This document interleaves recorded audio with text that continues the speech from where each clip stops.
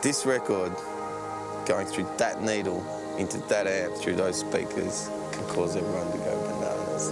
It's just crazy. The needle on the record, where heaven and earth meet.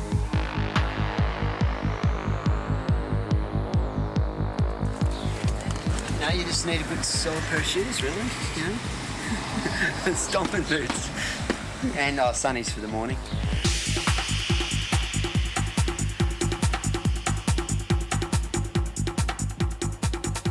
I grew up in the country, and when I moved to Melbourne, I was 18, and I was really amazed by the city.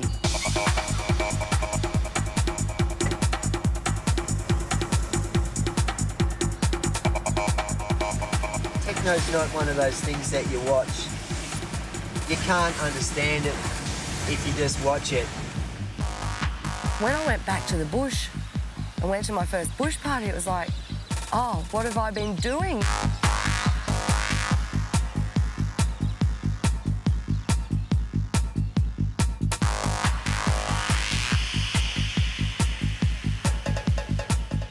It's what they call in French participation mystique. So, you know, it's the mystery of participation, basically. Didn't like electronic music at all. Got taken to my first bush doof. And I heard this music and I loved it, but I thought, what the hell is this stuff? My friends dragged me up to the speakers and gone, you've got to listen to this. It tweaked bits in me that hadn't been tweaked before. 10 minutes later, a bit more, 20 minutes later. And I went, that's it, I'm home. And from that moment on, it was find a bush party.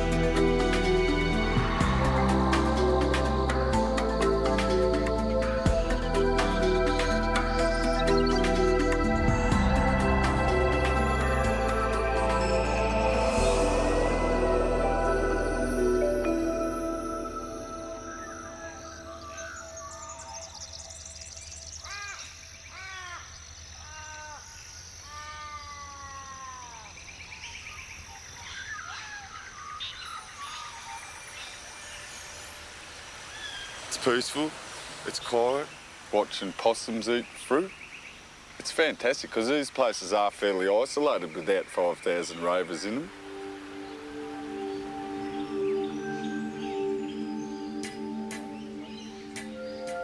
It's a multi-pronged affair, dance parties. It's about music, it's about people, it's about a light show which incorporates lasers and strobes and disco balls. Something that's out of the unusual, something that makes it a rare and unique experience. An Australian bush party. That's why I'm here.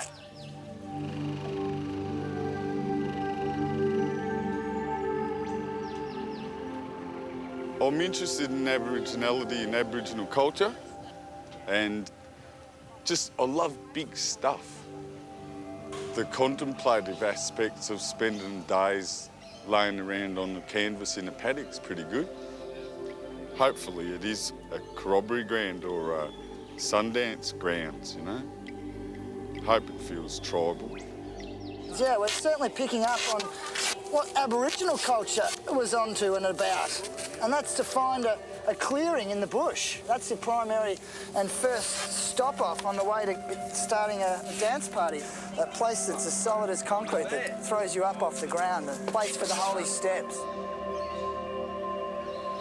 we've come over from cold, dark, wet England, and we're out here in this forest in this beautiful weather. This is the most ideal environment that we could set up a sound system. Sound disperses really nicely outdoors. I love it.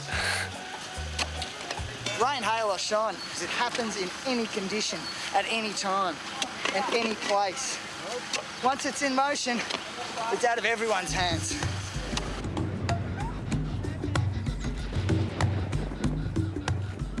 For about 6 or 7 months, I lived like a double life. I was an accountant. Go to work, my suit, not tell anyone about it. And then after a while, I just thought, why hide this life that I'm so happy about? I'm a nurse by trade. When I'm working, I'm in a uniform the whole time.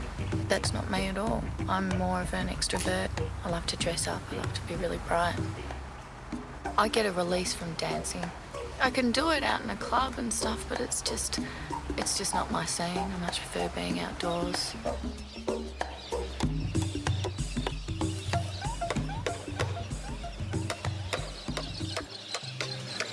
Coarse and slow. Very, very, very slow.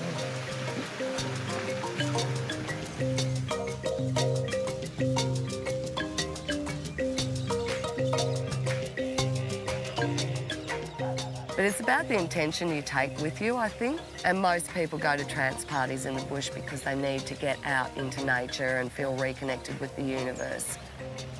So if we're going to use it as our playground, we've got to give as much energy into it as we get out of it. There's nothing better than stars and trees and fresh air. Being around nature in general gives you a lot of energy. You're in the bush, you've got these fantastic people, you've got this fantastic spirit, this fantastic music, you know, bring on the champagne. That's yours, man. Oh, we still haven't even started our dinosaur and we're just not sure how solid that's going to be. And we're short on screws and there's not a power tool on site. The water hasn't arrived. The Jennies are here. The TP hasn't turned up. You know, there's holes. There's definitely holes. Find the gaps, fill the gaps. There are many obstacles to staging an event. People find the idea of potentially 5,000 people coming up their way during the summer and the hot fire season quite distressing. Local farmers and people like that. Local business, however, they like it. Particularly now with rural economies in decline, there are lots of people in country Victoria who, having seen one of these events, are very, very keen to actually have them at their place. The local Erica Scout group is coming in to run a stall to help raise funds for the start of their new group. I think the first time they host the event, they're completely blown away by it and really frightened by it because they're thinking that what's going to happen is they're going to get 5,000 drug-crazed hippies come in and it's going to be mayhem and they won't be able to cope and people will be lighting fires and robbing and pillaging and corrupting their youth. And then I find generally after it's been held the first time, the local towns just really respond to it. Fire and farmers, if you can cover those two things, you're right. If you can put 5 or 6 no fire signs and get it into people's brains that it means no fires before they get here and before they light one, that's much better scenario for fires. So I like to have quite a few of them. I'd rather people go, I wish I never saw another one of those bloody signs.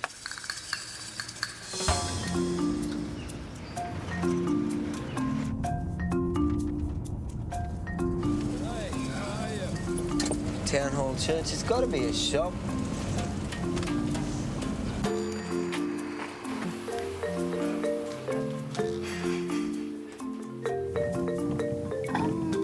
I don't know where we are. We're sort of about here. Look, there's kennels. We're not going to the kennels, and that's someone's place, man. It's the turn off to Maryborough on the highway. They're quicker going this way, aren't they?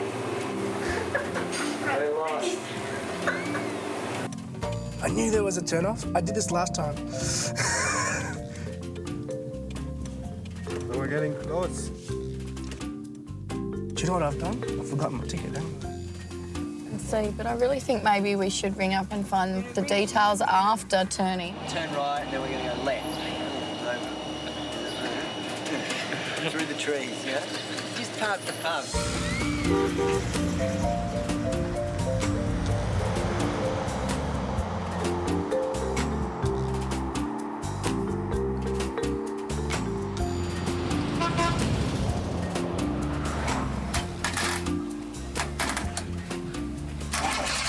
Almost there. When all the jobs that you thought you had to do double. When you think you're finished, there'll be a whole lot of other things to do that will push the finish further away. Okay, so we're looking at a spot for 20 or 30 people. I guess they're just going to have to put up with the conditions the best we can do, hey?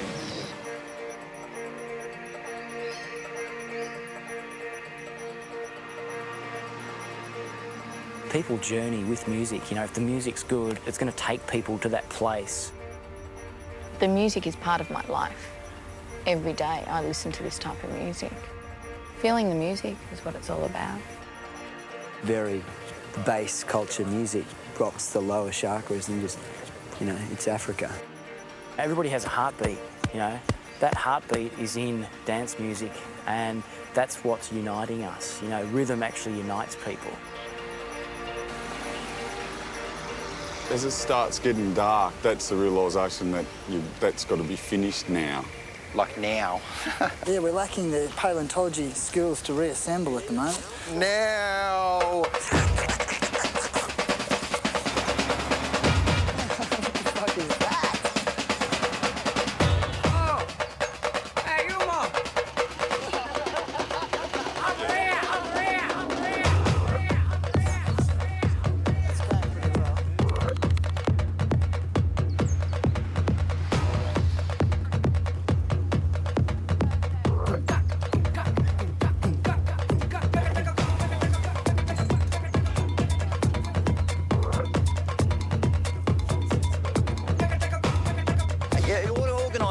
And people are hanging loose.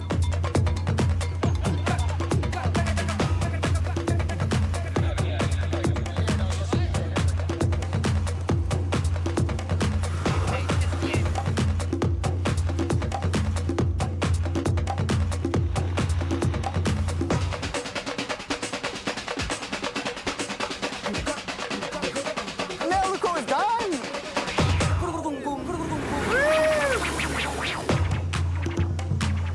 And it is an entry point to another world. That's definitely true for many people.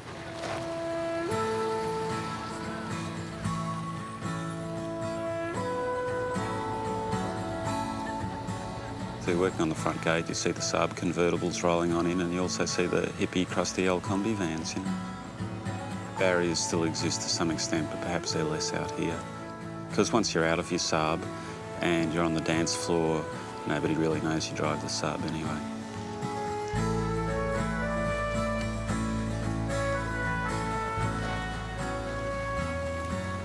I'm bald, you know, I've got a bit of weight. In normal society, like, no one really accepts you. Whereas when I came into the set, people all over you saying hello. It was like, wow, I've never experienced something like that. Being a stranger in such a big community.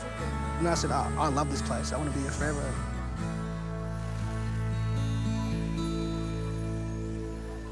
I just love to be outdoors, being at one with the environment and the earth.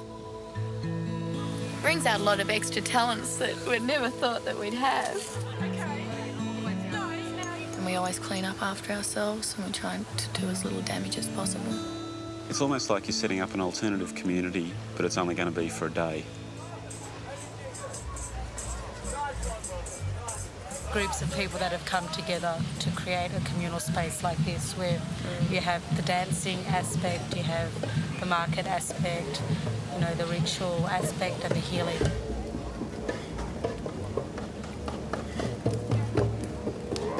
After the last event in here, within a week and a half, everything was back to normal. The goannas and koala bears were back in here and didn't seem to have any effect whatsoever.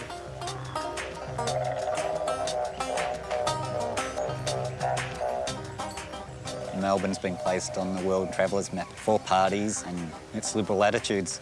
You don't get anywhere like this, even so close to the city, especially in Europe.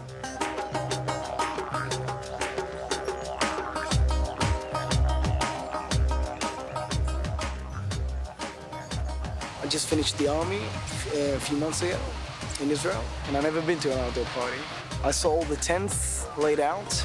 It was exactly like Woodstock, so it was unbelievable. Here in Australia, we've got fresh air, and I think fresh air is very uplifting in itself. You know, when you're in a smoky club or warehouse, you know, I personally get really tired. Because we're really much closer to fresher living nature, and I think that directly relates to the dance experience.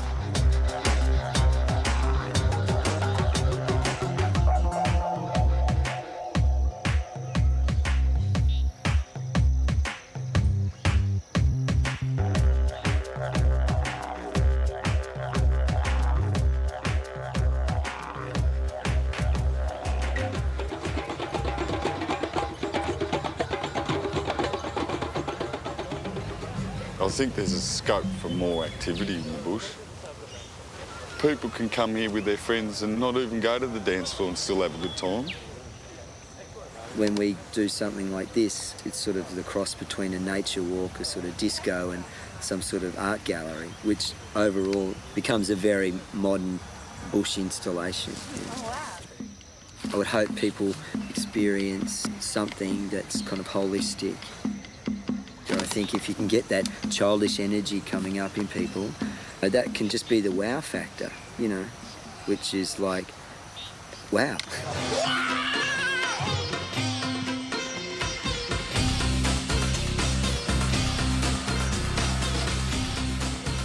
So many people who are, you know, completely out there. I'm not completely out there, but I certainly like being around people who are.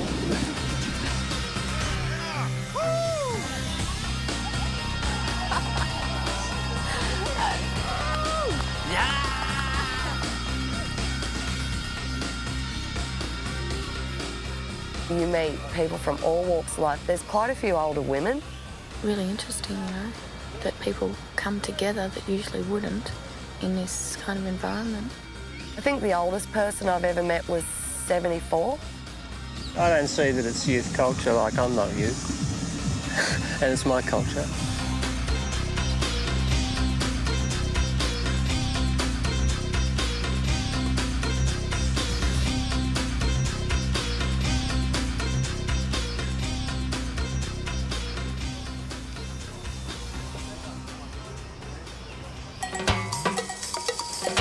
I don't think you'll ever go through a campsite ever without someone saying costume change.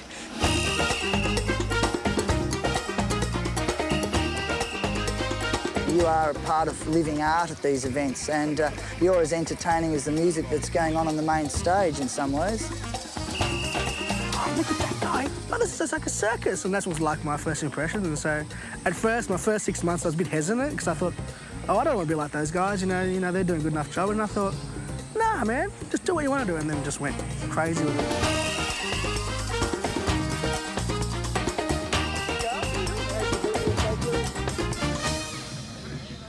I didn't dress this way 5 years ago. I was a size 18 when I left my husband.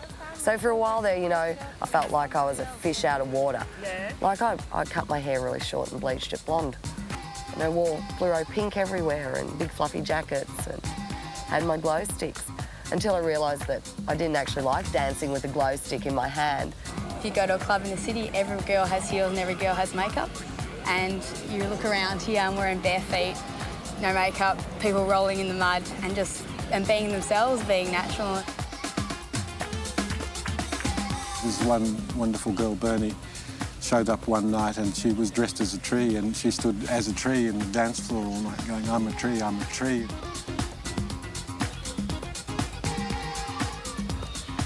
I'm dressed rather conventionally and, you know, a bit of grey hair and that, and they don't take any notice. It's marvellous.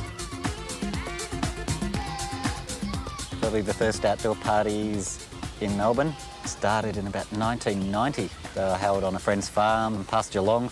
At that stage, the techno culture was still quite new and fresh and very, very much underground back then. And it did feel like you were, you know, you were a big gang robbing a bank by having a party in the bush.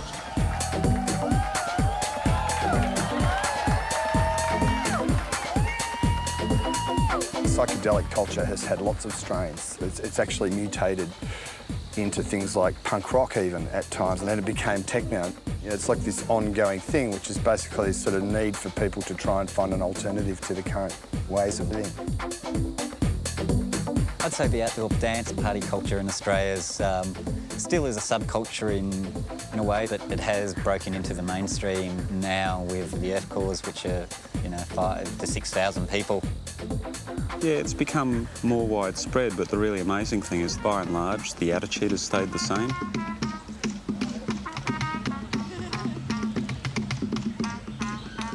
I actually was involved with the Aquarius Festival in 1971 here, and it looked so much like this. That's why I felt an affinity for this. And that's the spirit of what's so good about these parties. And the people take part in it. They're not just consumers. This culture seems to be always growing and it's still new, and I think it's a really good place for myself to learn about myself too, because it's very confronting on many levels. I'd say for mainstream society, it's a bit of a big step. Not a lot of people embrace their freedom, and I guess it's an environment to do that and just go, this is me.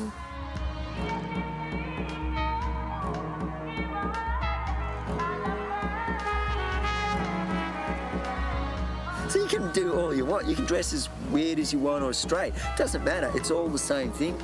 There's no more or less freaks. People just are. I can remember being a kid and going out to, you know, family functions or parties and stuff, and, you know, just acting silly or, you know, just, you know, fooling around, and constantly having my dad, in particular, just giving me these evil looks, telling me to stop. And he doesn't realise it, but it cut even deeper because, you know, that's who I am. And that's why I love coming to places like this, because I get to be who I am, I get to be that person. When I first started going dancing again, I was the girl up in the back corner in the shadows with her head down, not making eye contact, because I was so embarrassed about what I looked like or how people would perceive me that I would hide. I was on a real path of doing commerce and law, and that's not what I was passionate about. I was passionate about writing and dancing and doing all that kind of stuff. And the experience and bonding with other people gives you the strength to believe that you can do what you really, really love. I think that's life-changing for me in that way. There's been no other place where I can go and be a chicken and get love for it. That kind of mischievous spirit is encouraged here.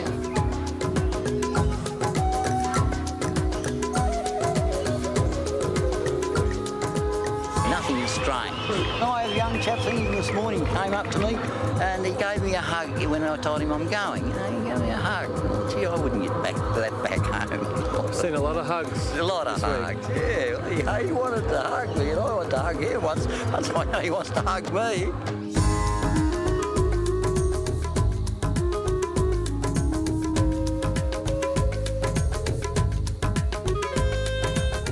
That sense of some kind of unity, it's a rare thing in this society, man. Most people are feeling so alienated by the conditions that they live in that it's, you know, must be extraordinary for like an outsider to come into one of these things and find all this friendliness.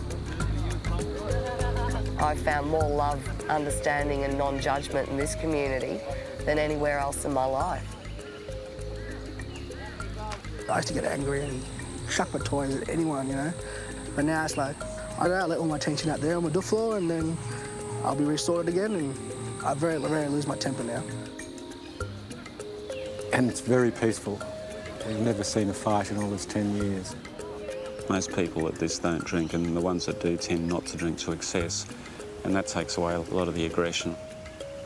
All the police that have ever attended have always just said, you know, I have more trouble at the pub on Saturday night than I do here. You guys are fine.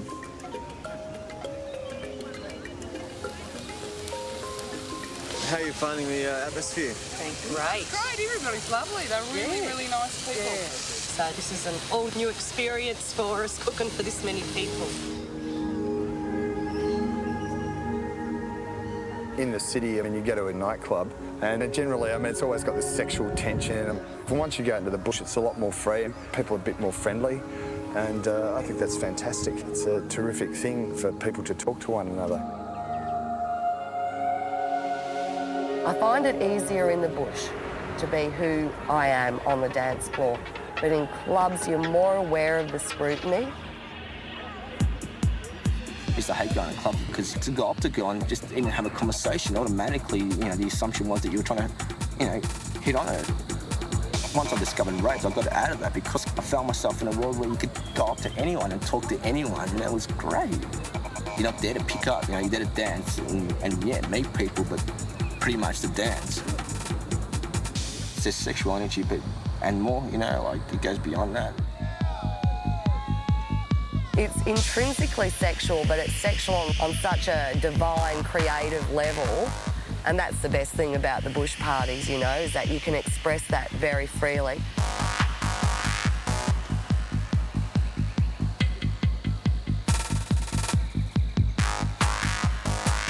And that's why bush doofers are, they're a different species.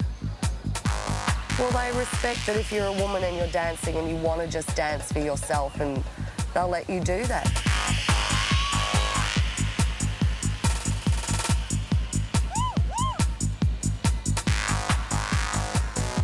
The chicks, they can express themselves out here and they expect the respect.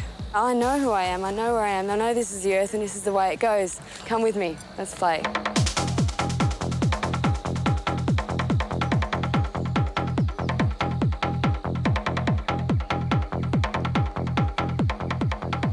They're awesome to watch. I mean, they really know how to use their bodies, and I suppose from a guy's perspective, it's just because it's a female body, maybe, but no, I think it goes beyond that. They really know how to it's almost really refined and it's like watching the wind, if you could watch the wind in a way.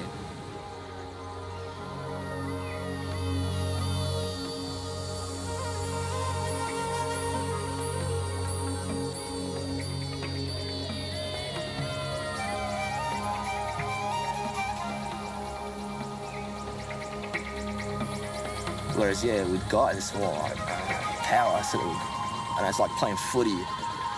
It's like a little boys' club setup will develop, we're all there and we're all going hard out and we're all giving each other that look and egging each other on. And where if I come across a woman, it's very sensual, almost catching that ride off a woman, like just slowing down and becoming one in that sort of movement.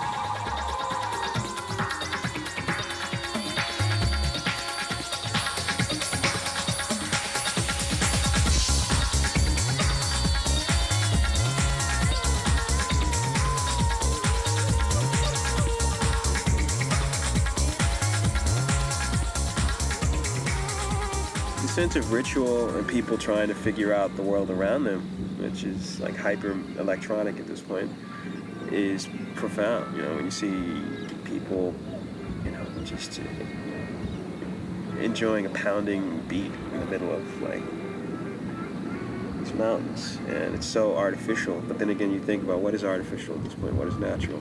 If you wanted to get back to a return to nature, you'd have to go to somewhere like the Singing Stones, where winds were whistling through rocks. People grow up with sounds, and not that many people are prepared to continually accept new sounds into their pleasure area. So they get stuck. They say, that's real music, and this new stuff isn't. Psychedelic trance seems to dominate the Australian dance music scene. It's a little bit strange, and there's less handles to grab onto. The new music being based on mainly one note, one riff, one bass drone that goes through it all. It is a bit weird and trippy. And the rhythm repeated is what makes trance. It's designed for the outdoors, basically. It's not really an indoor experience. It allows you to grow and express yourself. I don't know how to explain it. It takes you to another place. It sings to me, it makes me smile. I want to clean my house to it. I can't explain, it's from God.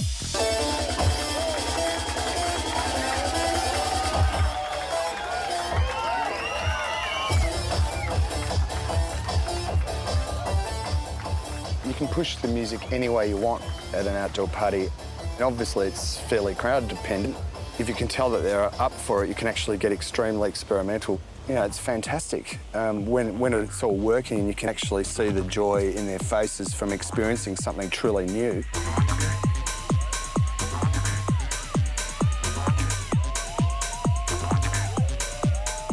My job, I guess, is to bridge the gap between the DJ and that audience.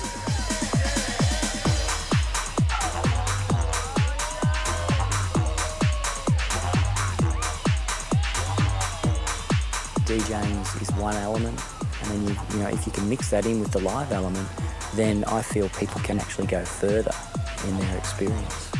The thing I like about psychedelic trance is that there's this underlying beat that takes you where you need to go. You know, you want to open up your third eye, get in contact with Kundalini, this is the way to do it. Music takes you on the trip.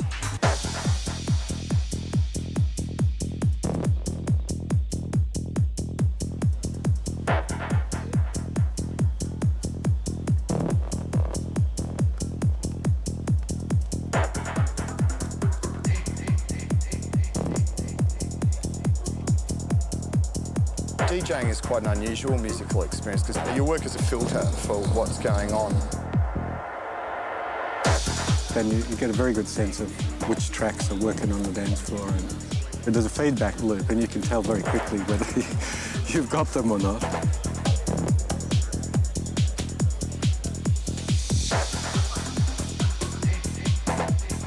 I would like to spend a bit of time on the floor beforehand, just getting into the rhythm of things and seeing, you know, what's happening with the last set and how people are responding.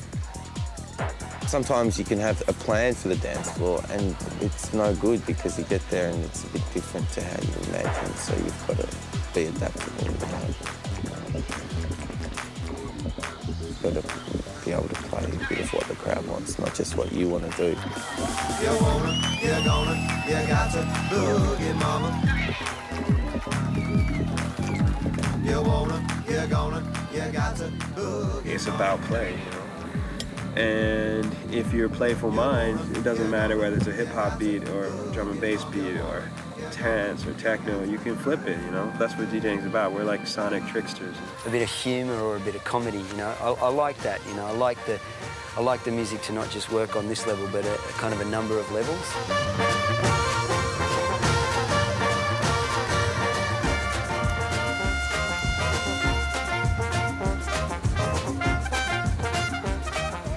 I don't have much of a snobby kind of thing going on about, oh, that's good music or bad music. If it moves my ass, I'll dance to it.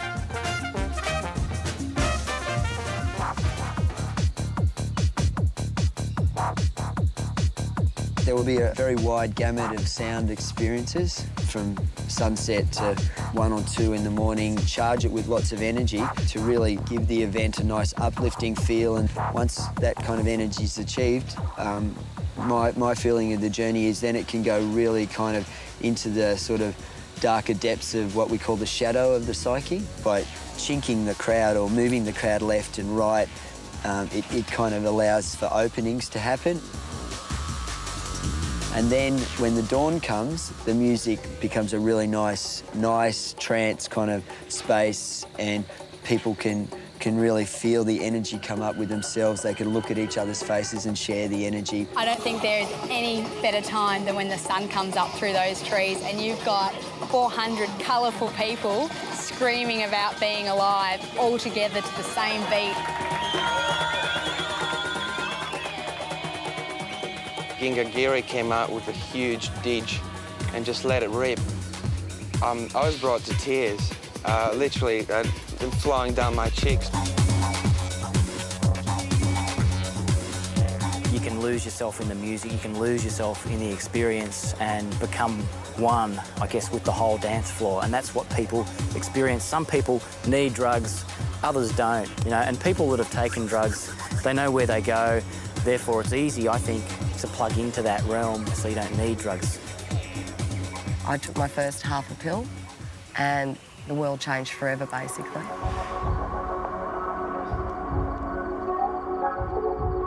After about 6 months of doing that, it wasn't enough. People weren't connecting with you on any real level. Heaps of times I've been so-called straight, but so high. Sometimes it is chemically induced, but it's not just the chemicals, it's everything coming together. The experience is heightened by taking drugs. It sounds better, it feels better, you can move easier. But I think it's something, I don't know, you just feel better afterwards if you haven't taken drugs. It's not about the drugs, it's about the music, it's about the dancing. In the medieval days, they used to dance a lot, and after harvest, there'd be a huge big party where people would come together and dance. And I guess this is like going back to the past. This is like a return to primitive culture behaviour, but now we're in techno-culture. So we come into a space where we can relate to our primitive self, which might be primitive aspects of our psyche, it might be just primitive aspects of our physicality.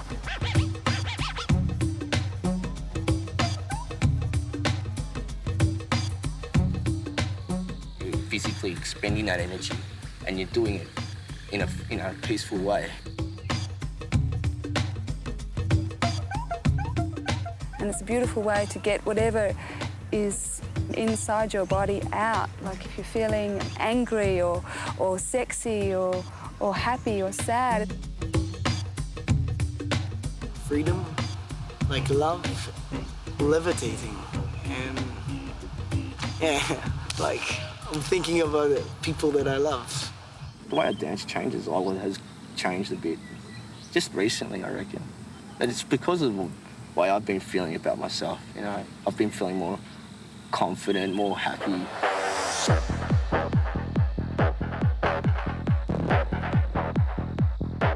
I usually avoid the main floor. My dancing style is just what comes and where the bones go.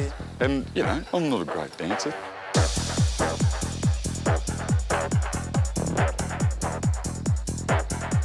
Nobody can restrain from not getting the beat, you know, no matter who you are. You see them cutting up the letters or that, the beat goes through you. Oh man, look at these people dance, because I've seen people dance before, but not like this. Like that is it. There is no words for it.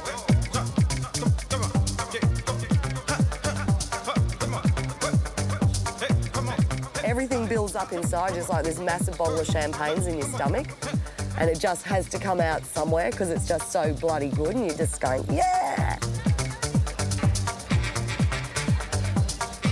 The dance floor being an organic entity, energy, and it sort of reaches a life force of its own, and it's really throbbing and it's actually living. It's a living entity and it's the dance floor.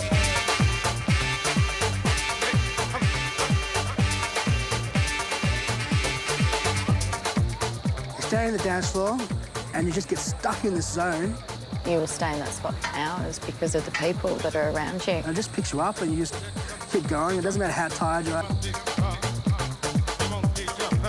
There's a certain group of kids, this phenomenal dance they do, and it's such a difficult dance, this Melbourne dance, that they can only go about 2 songs and then they have to go and sit down. And then there's other people that just stay with it all night and don't really go crazy, but they're just in the music. It's been a process of losing my ego and my self-consciousness so it becomes a prayer.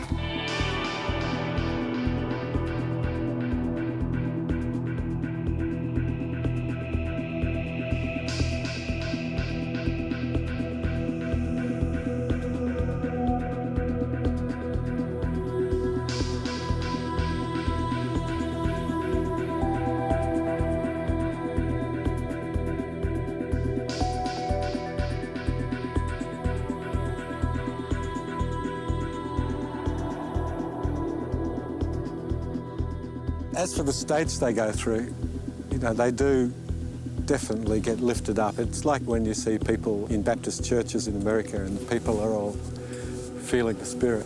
I think they're feeling the spirit.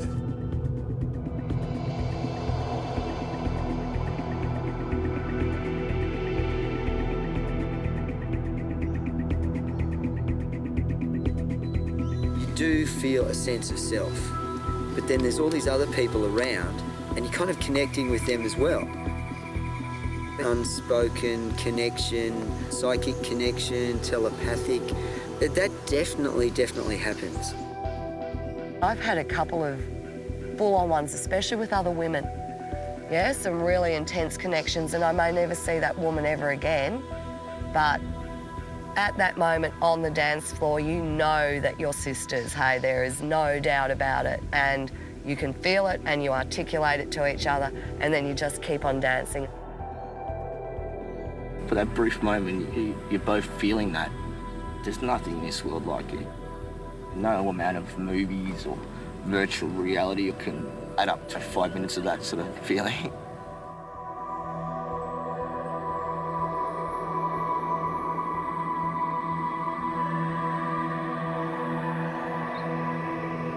This landscape seems to have something that comes up from it, actually dancing on this continent. This thing of dancing all night, something ancient and wonderful that humans have always done, but we've forgotten about. So I think it's filling a bit of a need there to have some form of ceremony. But the potential is there in every human being to have spiritual awakening, regardless of whether they're listening to techno or sitting on a street corner. But I think that the opportunity to have some kind of experience is enhanced by this environment. My dream is that people come and have a life transformational experience.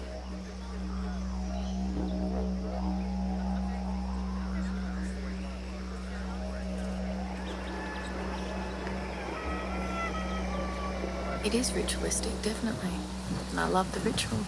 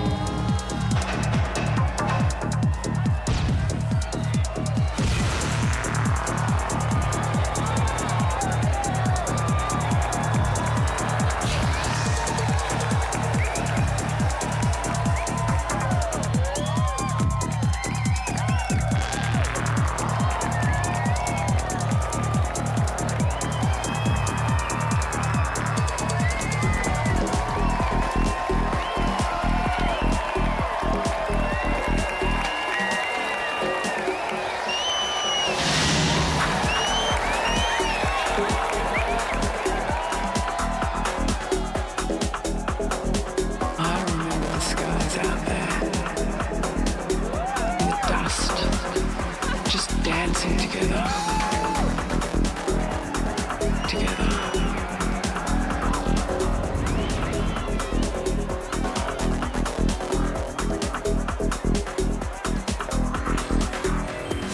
And you can feel something coming up. It was amazing.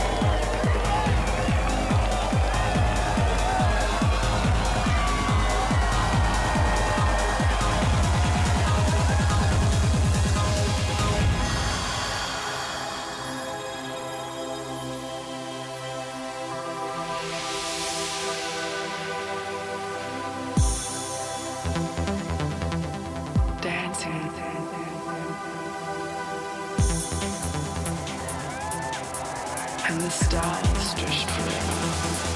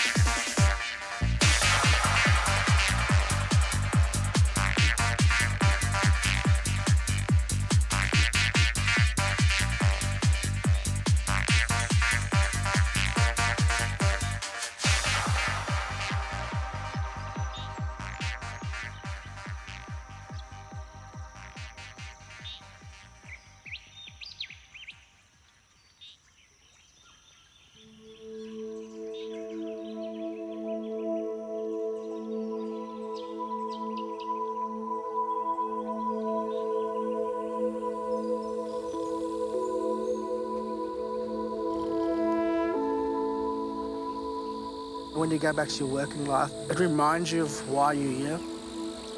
Well, I'm not here to make people's lives hell. I'm here to be happy, and then you focus on those things. Every time I go out and enjoy something like this, yeah, I'm carrying it with me. I definitely reflect on it at different times during the week and feel happy about it. You're learning a lot of lessons about yourself, and women in particular are quite strong and powerful in the scene. And I think that they take back a bit of that power into their everyday life. Or they don't take on society's expectations as much. Because you know of something greater, something bigger that's out there. And it's pretty amazing. It's beautiful. You can't find spiritualism by paying $60 on a ticket and dancing with 3,000 people for 12 hours and be enlightened. You can be on the road to enlightenment, but you have to bring spiritualism and enlightenment into these events to get anything out of them, and people do that. That's why it is fantastic. The people are all on a similar level of care, understanding. Might get a bit cosmic, but at least that is what people are talking about. So they're going to learn something about humanity.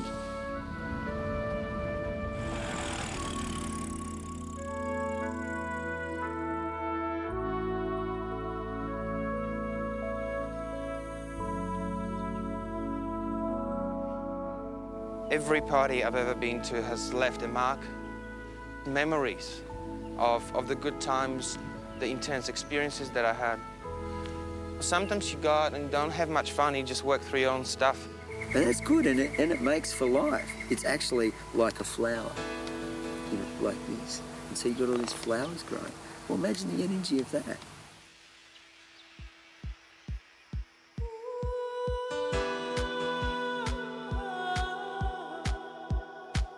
I never had like a special thing that I liked.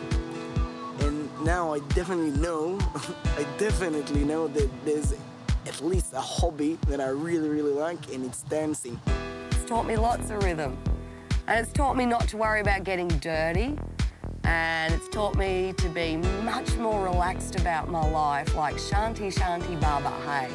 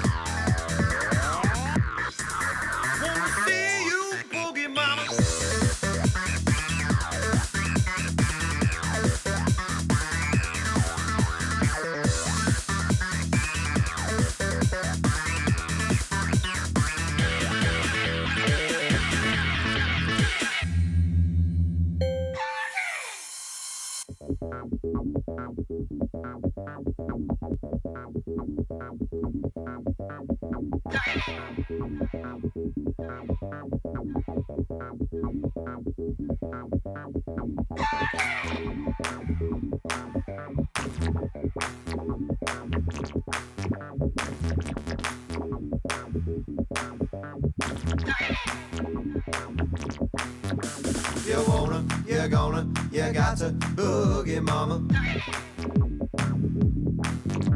You wanna, you're gonna, you got to boogie, mama.